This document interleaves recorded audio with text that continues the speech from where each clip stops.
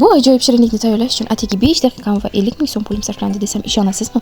Unday bo'lsa videoni oxirigacha ko'ring, like va podpiska tugmasini bosib qo'yish yodingizdan ko'tarilmasin. Bismillah deb ishimizni boshlaymiz. Birinchi bo'lib uyimizda topiladigan har qanaqa pechenyamizni olib, blenderdan o'tkazamiz va ustiga eritilgan sariyog' qo'shamiz. Tayyor bo'lgan massamizni o'zimiz xohlagan idishimizga, piyola, kosa yoki xohlagan har 2 qoshiqdan solib shakl berib chiqamiz. Va bir necha daqiqaga muzlatgichga yuboramiz. Asnobamiz muzlatgichga qotguniga qadar biz kremoviy massamizni tayyorlab olamiz. Buning uchun bizga faqatgina ikkita mahsulot kerak bo'ladi.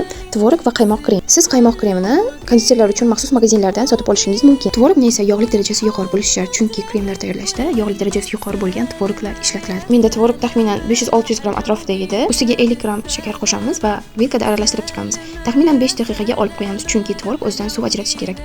Shunday qilsak, blenderdan o'tkazishimiz osonroq bo'ladi va bir xil tekis massa hosil bo'ladi. Aslida shakarga ham hojat yo'q, chunki qaymoq kremi ichida o'zi shakar mavjud. Shakar tvorogga eriguniga qadar biz qaymoq kremni mikserda ko'pirtirib olishimiz kerak.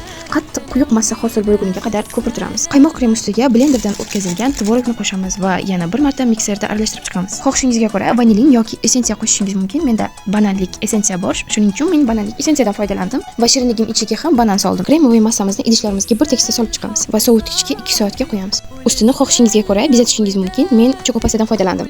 Menda 12 dona chiqdi. Iftor dasturxoniga mos, ajoyib, yengil, juda ham mazali shirinligimiz tayyor bo'ldi. Siz ham albatta tayyorlab ko'ring va kommentariyaga o'z izohlaringizni yozib qoldiring. Ha, aytgancha yaxshilar, mening sahifamga obuna bo'lib qo'yish esingizdan